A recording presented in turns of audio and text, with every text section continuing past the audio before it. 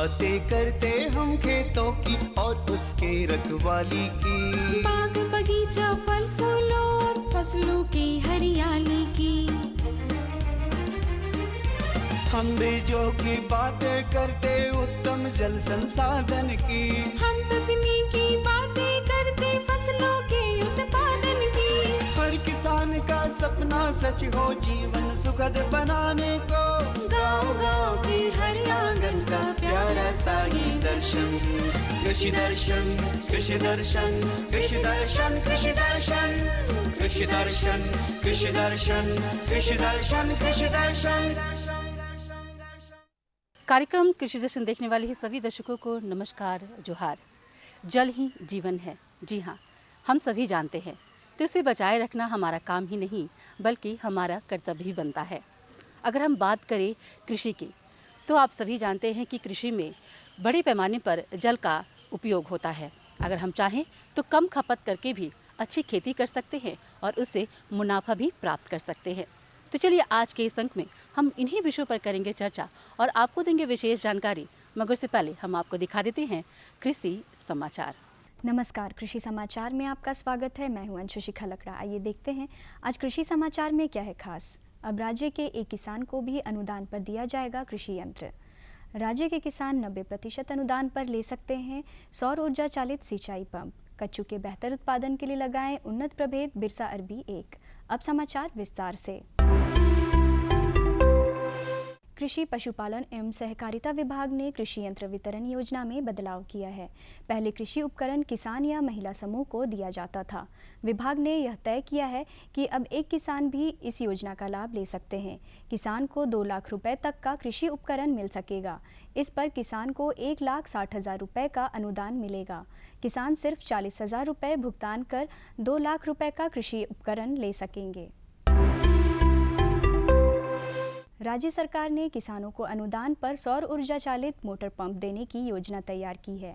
इस योजना के तहत 1 हॉर्स पावर का मोटर पंप दिया जाएगा। इसकी कुल योजना लागत 1 लाख रुपए है। सरकार इसमें किसानों को 90% यानी 90,000 रुपए अनुदान देगी। किसान अपनी ज़रूरत और सुविधा के अनुसार इसे अलग अलग स्थान पर सिंचाई कर सकते हैं। किसान भाइयों, आपके पास यदि एक ही स्थान पर बड़ा भूभाग है तो इससे बेहतर लाभ प्राप्त करने के लिए समेकित कृषि प्रणाली अपनाएं। इस प्रणाली के तहत एक ही स्थान पर विभिन्न फसलों की खेती, पशुपालन, मछली पालन जैसे कार्य एक साथ कर सकते हैं। किसान भाइयों, समेकित कृषि प्रणाली की सबसे खास बात यह है कि इससे आप सालों भर कमा सकते हैं। इसमें आप मौसम को ध्यान में रखते हुए ऐसी फसलों का चुनाव करें कि 1 से 1.5 महीने के अंतराल पर आप उसकी तुड़ाई या कटाई करके बेच सके। इसके अलावे मुर्गी पालन, बकरी पालन, सूकर पालन, मछली पालन, बत्तख पालन और गौ पालन से भी एक निश्चित अंतराल पर कमाई करते रहेंगे।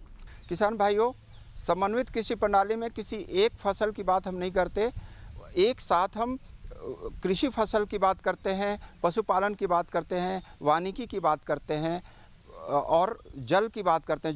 जो भी प्राकृतिक संसाधन आपके हैं, तो सही प्राकृतिक संसाधन का पूर्ण रूप से उपयोग हो और हमारा जो कृषि प्रणाली है वो बिल्कुल अस्थायी हो। जब हम सभी अवयव को एक साथ, जब हम सिस्टमेटिक वे में जब हम खेती करते हैं तो उसको हम समन्वित कृषि प्रणाली कहते हैं। किसान भाइयों, आपके पास यदि सिंचित ज़मीन है तो वर्तमान तिथि से लेकर पूरे मई महीने तक कच्चू यानी अरबी लगा सकते हैं। झारखंड में कच्चू के बेहतर उत्पादन के लिए उन्नत प्रभेद बिरसा अरबी 1 या मुक्ताकेशी लगाएं। किसान भाइयों, झारखंड में हम जिसे कच्चू या पेचकी के नाम से जानते हैं, उसे अन्य राज्यों में अरबी के नाम से जाना जाता है। कच्चू की बुआई में 1 टन बीज प्रति हेक्टेयर की दर से लगाएं। बुआई में कतारों के बीच 60 सेंटीमीटर और पौधों के बीच 40 सेंटीमीटर की दूरी रखें। कच्चू से ज़्यादा उपज लेने के लिए उन्नत प्रभेद बिरसा अरबी 1 या मुक्ताकेशी लगाएं। इनकी उत्पादन क्षमता 18 से 20 टन प्रति हेक्टेयर है। राज्य के किसान दवा छिड़काव के लिए नैपसेक स्प्रेयर नामक कृषि यंत्र का उपयोग कर सकते हैं। ये पीतल, प्लास्टिक या सफ़ेद चादर का बना होता है। इसमें हवा का दाब नहीं बनता है।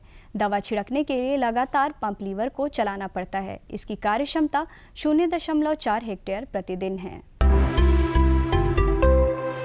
आज दिनांक 21 अप्रैल को रांची के ओरमांझी स्थित आनंदी ग्राम में मैत्री फाउंडेशन एवं ICAR द्वारा संयुक्त रूप से किए जा रहे बीज उत्पादन एवं अनुसंधान कार्यों की समीक्षा की गई। समीक्षा उपरांत सलाहकार समिति के चेयरमैन ने संस्थान द्वारा किए जा रहे कार्यों की सराहना की एवं परिक्षेत्र का प्रभ्रमण भी किया। पिछले करीब 5 से 6 सालों की बात कर रहे तो हम एनालिसिस यही कर रहे थे कि कृषि को लेकर के कृषि में खासकर ये देख रहे हैं कि सीड की बात करें या अदर देन जो भी वेजिटेबल्स की नर्सरियाँ की बात करें तो वो जो अच्छी क्वालिटी की अच्छे नस्ल की जो प्रभेद है वो नहीं मिल पा रहे थे किसानों को। तो इसी बीच में हमारे सिंह साहब से अदर देन जो उनके जो साथी हैं उनसे हमारी बातचीत हुई और हमने इसी बीच में इस ज़मीन को लीज कराया और आज देख रहे हैं कि जिस स्थिति में है आगे कोशिश है हमारी पूरी टीम की कोशिश है कि चाहे परवल की पौध की बात करें, करेला की बात करें, खीरा की बात करें, लौकी की बात करें, बैगन की बात करें, जितनी भी वेजिटेबल्स क्रॉप्स हैं उनकी अच्छे नस्ल की सीड्स किसानों को मुहैया कराएं और सस्ते दर पे हो ताकि किसान उसको एफर्ट करे और उसका उत्पादन भी अधिक हो, उनका नुकसान भी कम हो और उनको मुनाफा भी ज़्यादा हो। और अब एक नज़र राज्य के 5 प्रमुख शहरों के मौसम के मिजाज पर। आज राज्य के 5 प्रमुख नगरों के अधिकतम और न्यूनतम तापमान कुछ इस प्रकार दर्ज किए गए। रांची का अधिकतम तापमान 32 डिग्री सेल्सियस और न्यूनतम 20 डिग्री सेल्सियस। जमशेदपुर का अधिकतम तापमान 35 डिग्री सेल्सियस और न्यूनतम 23 डिग्री सेल्सियस। मेदिनीनगर का अधिकतम तापमान 36 डिग्री सेल्सियस और न्यूनतम 20 डिग्री सेल्सियस। देवघर का अधिकतम तापमान 37 डिग्री सेल्सियस और न्यूनतम 21 डिग्री सेल्सियस। वहीं धनबाद का अधिकतम तापमान 33 डिग्री सेल्सियस और न्यूनतम 22 डिग्री सेल्सियस रहा। कृषि समाचार में आज इतना ही। अगले दिन अगले अंक में फिर मुलाकात होगी कुछ ताज़ा तरीन खबरों के साथ। तब तक के लिए दीजिए इजाज़त। नमस्कार, जोहार। किसान भाइयों, आप देख रहे थे कृषि समाचार जिसमें आपने कृषि संबंधी ढेर सारी जानकारियाँ प्राप्त की। तो किसान भाइयों, आप देख रहे थे कृषि समाचार जिसमें आपने कृषि संबंधी ढेर सारी जानकारियाँ भी प्राप्त की। मौसम के मिजाज से लेकर मंडी के भाव के बारे में भी आपने जाना। जानकारियाँ तो अभी और भी हैं जो हम आपको देंगे, मगर उससे पहले हम लेते हैं एक छोटा सा विराम।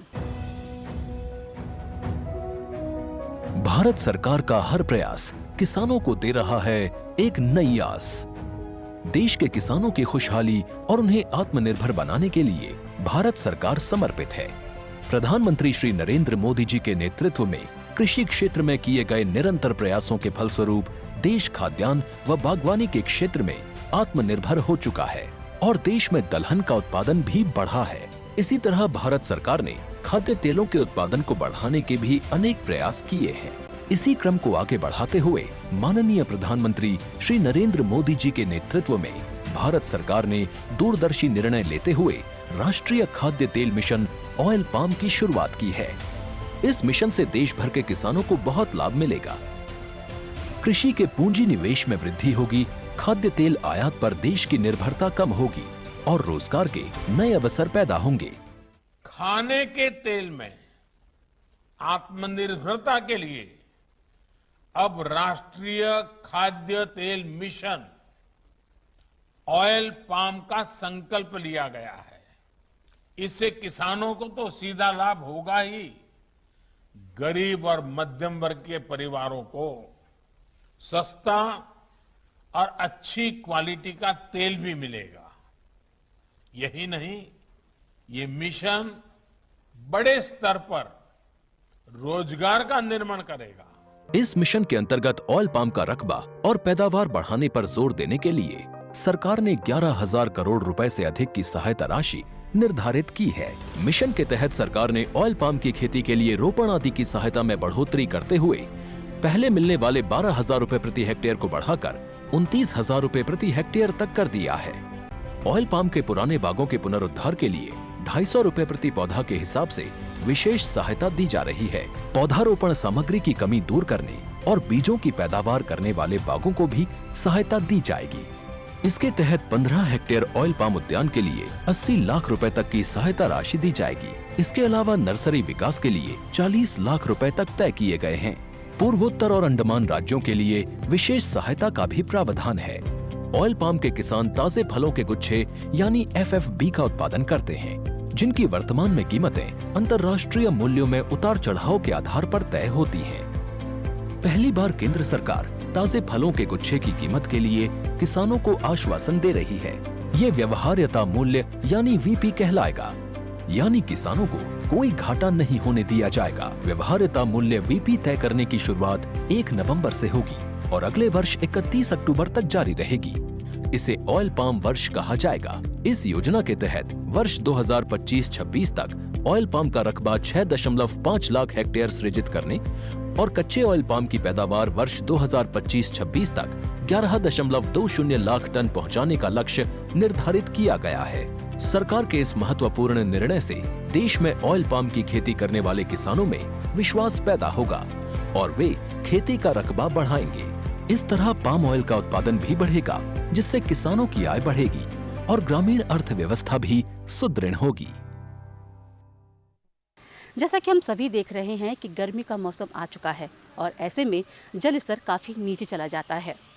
और वैसे किसान जो सब्जी फसल लगा रहे हैं, उसकी खेती कर रहे हैं, तो इस मौसम में वो किस प्रकार से खेती करेंगे, उसकी देखभाल किस प्रकार से करेंगे ताकि पानी की कम खपत में अच्छा मुनाफा भी प्राप्त कर सके। ये तमाम विशेष जानकारियाँ हम आपको देंगे और विस्तार तरीके से। और इसी के लिए चलिए हम आपको सीधे जोड़ देते हैं स्टूडियो से। किसान भाइयों नमस्कार। कृषि दर्शन के आज के इस अंक में आप सभी का स्वागत है। किसान भाइयों, झारखंड में बड़े पैमाने पर सब्जी फसलों की खेती की जाती है। तकरीबन सालों भर हर तरह की सब्जियों की खेती यहाँ पर की जाती है। गर्मी के मौसम में सिंचाई का सही प्रबंधन नहीं होने के कारण बहुत सारी समस्याएं होती हैं। झारखंड में जब गर्मी के मौसम में आप सब्जी फसलों की खेती कर रहे हैं तो किस तरह से देखभाल करें, आज इसी विषय पर हमारी बातचीत होगी।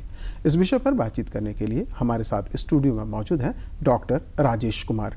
डॉक्टर राजेश कुमार कृषि विज्ञान केंद्र दिव्यायन रांची में बतौर वैज्ञानिक कार्यरत हैं। डॉक्टर साहब, इस कार्यक्रम में आपका स्वागत है। नमस्कार। किसान जोहार। किसान भाइयों, तमाम जानकारियां हम आप तक पहुंचाएंगे, आप हमारे साथ जुड़े रहिए। डॉक्टर साहब, जब हम सब्जी फसलों की खेती की बात करते हैं, कई तरह की सब्जियां लगी हुई हैं। जब हम झारखंड के परिप्रेक्ष्य में बात करते हैं तो किस तरह की सब्जियां हम देखते हैं इस मौसम में? देखिए, अगर किसान बंधु अगर खेती की बात करें तो इस समय अगर जायद मौसम है तो इसकी मुख्य सब्जियां हैं वो अगर हम लोग देखें तो कद्दू, करेला, नेनुआ, झींगी, भिंडी, ये मुख्य फसल में जो है इसकी खेती आमतौर पर की जाती है।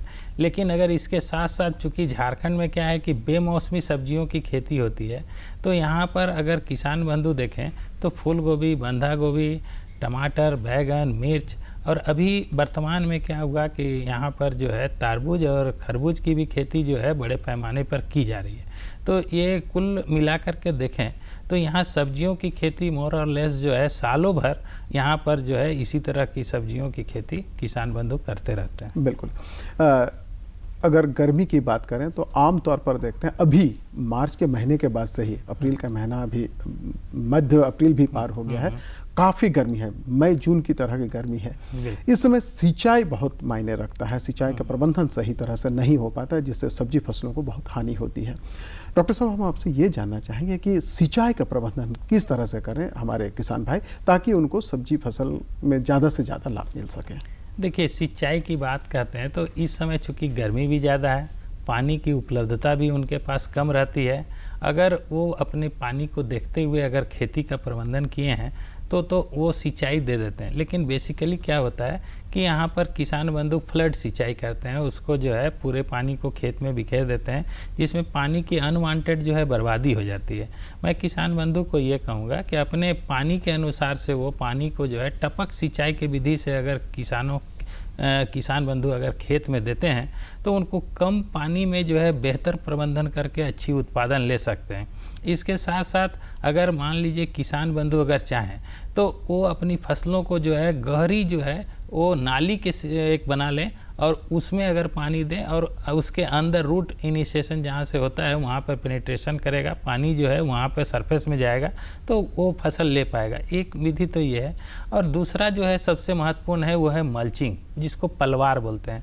अगर किसान बंधु कोई भी जैसे लतर वर्गीय फसल लगाएं तो पूरी उसकी जहाँ तक उसके जो बेल हैं वो फैले हुए हैं वहाँ तक पानी देने की आवश्यकता नहीं है। उसके रूट जोन जो है जहाँ पर उसके जड़ के पूरा फैलाव है वहाँ पर वो क्या करें कि मल्चिंग करें और उसी जो है एरिया में वो टपक सिंचाई के माध्यम से अगर वो सिंचाई अगर उपलब्ध कराते हैं तो उनको कम पानी में ज़्यादा वो बेहतर उत्पाद को ले सकते हैं। क्या होता है कि किसान बंधु अगर देखते हैं कि अगर प्रॉपर सिंचाई का अगर वो व्यवस्था नहीं किए तो उनका फल जो है वो उस गुणवत्ता का जो है बाजार में आता नहीं है। कभी कभी आप देख रहे हैं जी बिल्कुल यही हम जानना चाह रहे हैं कि कई बार देखते हैं डॉक्टर साहब कि बहुत सारे जैसे हम खीरा वगैरह लेकर आते हैं तो उसमें कड़वाहट की स्थिति उत्पन्न होती है, खाने में अच्छा नहीं लगता, उसकी कीमत अच्छी नहीं मिल रही। क्या करना चाहिए किसान भाइयों को? इसमें कुकुरबिटेसिन जो है जैसे पानी का स्कार्सिटी या कहें कमी होती है तो ये कुकुरबिटेसिन जो उसमें पाया जाता है इसकी वो प्रतिशत जो है वो ज़्यादा हो जाती है और वो जो है कड़वापन के रूप में वो हम लोग को देखने को मिलता है।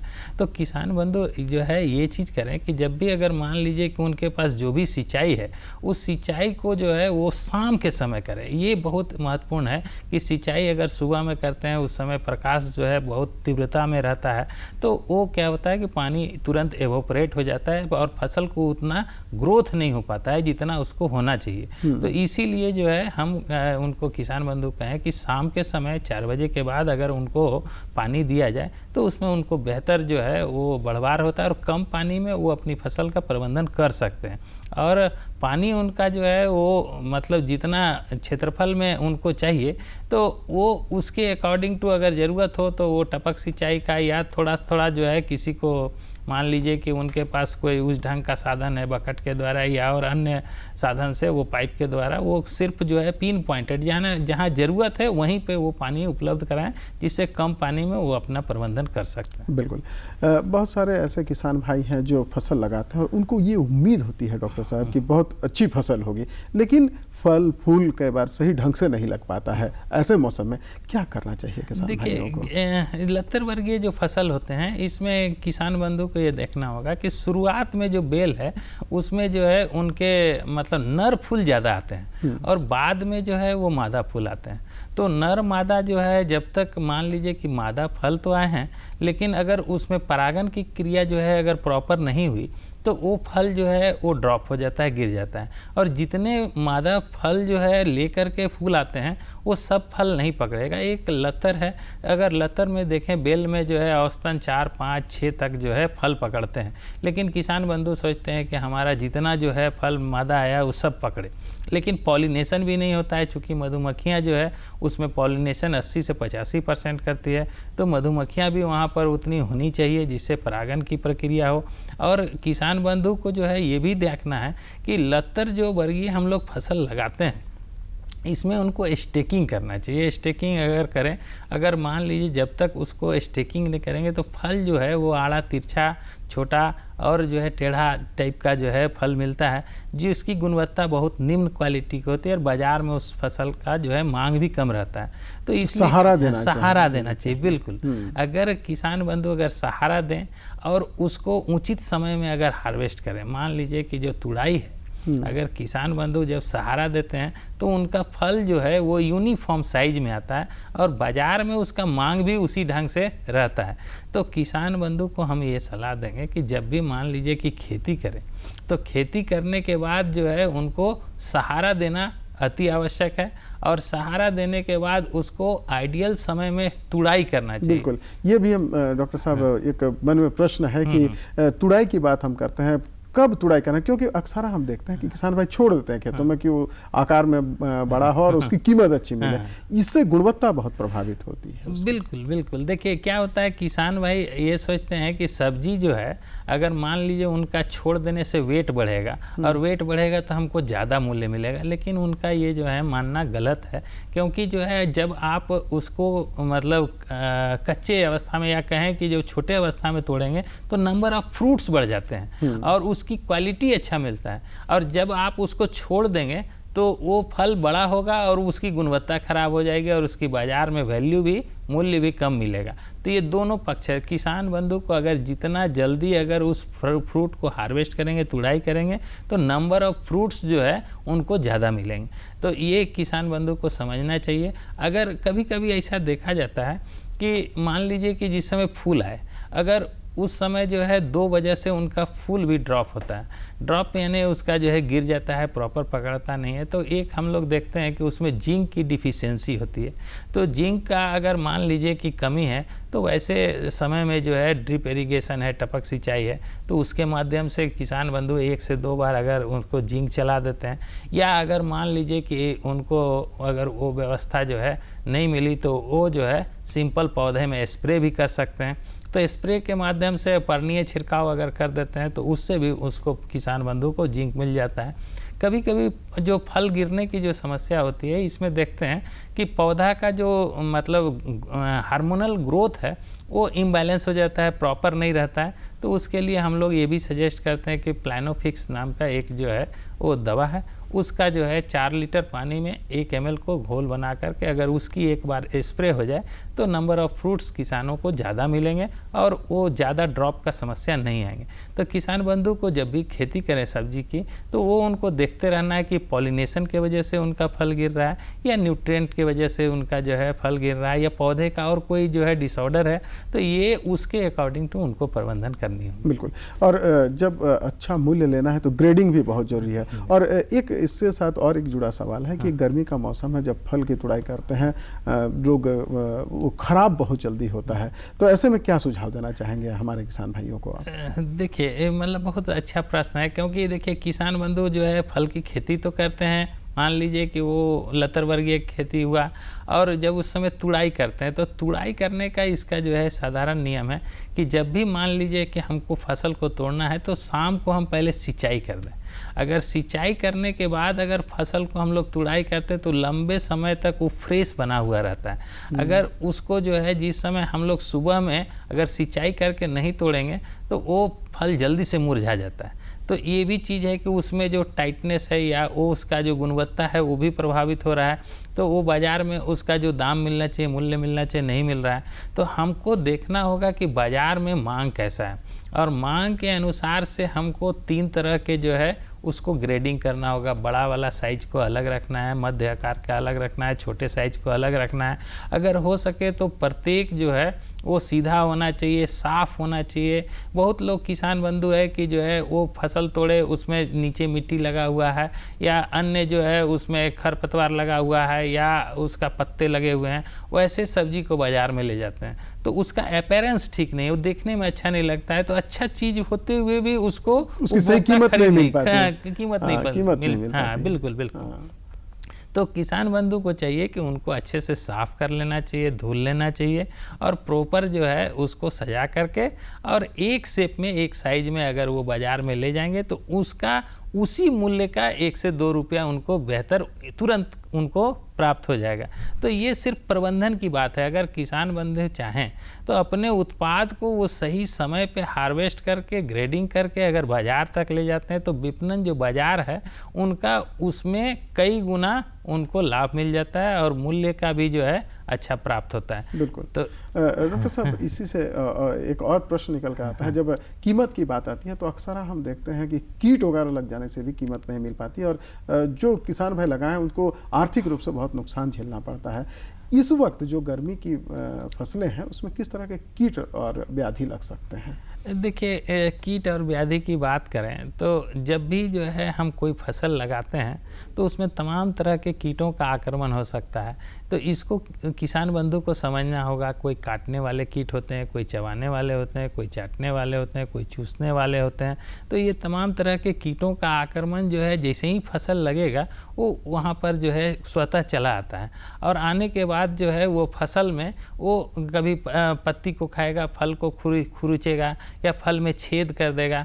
वैसी अवस्था में जहाँ पर उसको छेद कर देता है, तो वो फल टेढ़े हो जाते हैं। अंदर में उसको काटने से जो है उसके अंदर जो है मैगोट या जो मक्खी है, उसके मैगोट जो है वहाँ पर मिलते हैं। तो ये क्या होता है कि उसकी गुणवत्ता भी खराब होती है और मूल्य भी उनको नहीं मिलता है। तो तो ऐसी तरह जो है कई तरह के, मान लीजिए कि अगर बीमारी की बात बोलें तो उसमें रोग भी आते हैं। तो रोग से जो है उसमें जहाँ पर नमी अगर लंबे समय तक मिट्टी में पड़ा हुआ है, लगा हुआ है, तो वो भाग जो है सड़ जाएगा, खराब हो जाएगा।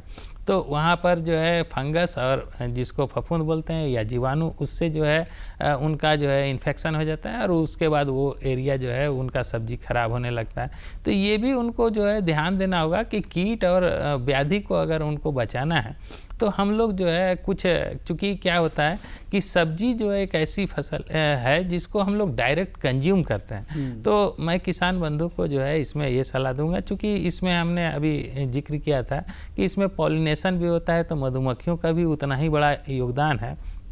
तो हम चाहते हैं कि किसान बंधु जो है इसको जैविक विधि से अगर मान लीजिए कि अपने कीट और व्याधि को अगर नियंत्रण करें तो उनका जो है क्या होगा कि मतलब आने वाले समय में पर्यावरण भी इससे जो है प्रदूषित नहीं होगा, मनुष्यों का मतलब स्वास्थ्य भी प्रभावित नहीं होगा और अच्छी गुणवत्ता का सब्जी भी हम दे पाएंगे और अच्छा जो है बेहतर जो है समाज भी हमको मिलेगा और मिट्टी भी हमारा जो है स्वस्थ होगा। तो ये सारी जो है चीज़ के लिए मैं किसान बंधु से कहूँगा कि वो अपने घर में, आज तो हम लोग प्राकृतिक खेती की भी बात कर रहे हैं, तो प्राकृतिक खेती में आपके पास जो है घर में वैसे तमाम तरह के संसाधन हैं जो उनसे वो जो है कीटनाशक बना सकते हैं और उस कीटनाशक या फफूंदनाशक बना सकते हैं और उसका इस्तेमाल भी करें तो किसान को बेहतर जो है। किसानों के बीच अक्सर ये भ्रांति रहती है डॉक्टर साहब कि हम अगर रासायनिक कीटनाशक उपयोग करते हैं तो उसका हमको ज़्यादा जल्दी और अच्छा मिलता है। जैविक कीटनाशक कितना प्रभावकारी होता है ये जानना बहुत जरूरी है किसान भाइयों के लिए। देखिए ये बात जो है आपने बिल्कुल सही बोली कि जैविक जो है किसान बंधु के पास क्या है कि जो प्रबंधन की प्रक्रिया है वो क्या होता है कि जब भी हम लोग जैविक खेती करने की बात करते हैं तो वो शुरुआती अवस्था से, जिस समय हम बीज खरीदने की बात करते हैं उसी समय से उनको जो है ये तैयारी करना होगा कि बीज जो है हमारा रोग रोधी होना चाहिए, कीट रोधी होना चाहिए, बीज उपचार होना चाहिए, खेत उपचार होना चाहिए। प्रॉपर हम जो है इसमें मॉनिटरिंग करते रहें कि जब भी जो है कोई रोग बीमारी आए तो उसको हम पहचानें कि ये हमारा आर्थिक नुकसान की सीमा से नीचे है कि अधिक है और उसके बाद फिर जो है वैसे कीटनाशकों का प्रयोग करने चाहिए जो मान लीजिए कि पर्यावरण में उतना ज़्यादा प्रदूषण न फैलाए, हमारे जो है स्वास्थ्य को उतना प्रभावित न करें, तब फिर जा कर के, या मान लीजिए बहुत ऐसे जो है आजकल ट्रैप आ गए हैं, फंदा आ गए हैं, तो वो मान लीजिए कि कुकुरबिटेसी जो फैमिली है ये जो लत्तर वर्गीय, उसमें हम लोग जो है अगर ट्रैप लगा देते हैं, फंदा फसल लगाते हैं तो उसमें क्या होगा कि जो भी मान लीजिए कि अगर ट्रैप लगाए हैं तो उसमें मादा तितली का गंध रहता है, नर आकर के उसमें आकर्षित होता है, नर मादा आपस में नहीं मिलेंगे तो अंडे नहीं देंगे तो वो जो है नए फल छेद नहीं होंगे, उनका फल जो है अच्छे हो गए। तो ये एक काम हो सकता है। लाइट ट्रैप हम लोग लगा सकते हैं और उसमें जो है रात में अगर यूवी लाइट निकलता है उसमें साथ में आप जो है अगर पानी भर देते हैं, थोड़ा मिट्टी तेल डाल देते हैं तो वहाँ कीटों को हम लोग, पतंगों को रोक सकते हैं। इसके अलावा ये सामान्य चीजें हैं और बहुत कम खर्च में इन सारी चीजों को ये करने से उनका प्रबंधन बहुत आसानी से किसान बंधु कर सकते हैं और इसमें नियंत्रण भी अच्छा खासा नियंत्रण देखने को मिलता है और स्वास्थ्य के लिए भी अच्छा होता है। बिल्कुल। और ये पर्यावरण के लिए एक्चुअली मैं बताया ना कि मधुमक्खियों को पॉलिनेशन जो है हम 15 से 20% अगर उत्पादन को बढ़ाना चाहते हैं तो हमको जैविक दिशा में ही जाना चाहिए। बिल्कुल। किसान भाइयों, गर्मी के मौसम में अगर आप सब्जी फसलों की खेती कर रहे हैं तो निश्चित रूप से आपने जो आज जानकारी हासिल की उसे खेतों में अपनाएं। डॉक्टर राजेश ने जो जानकारियां दी हैं आपके लिए महत्वपूर्ण है, समाज के लिए महत्वपूर्ण है और इसकी कीमत भी आपको बहुत अच्छी मिलेगी। आप खुशहाल रहें, आप अच्छे रहें, आप स्वस्थ रहें। इस शुभकामना के साथ कृषि दर्शन की पूरी टीम को दीजिए इजाज़त। अगले कार्यक्रम में फिर होगी आपसे मुलाकात। डॉक्टर साहब आपका भी बहुत बहुत धन्यवाद। नमस्कार किसान। नमस्कार।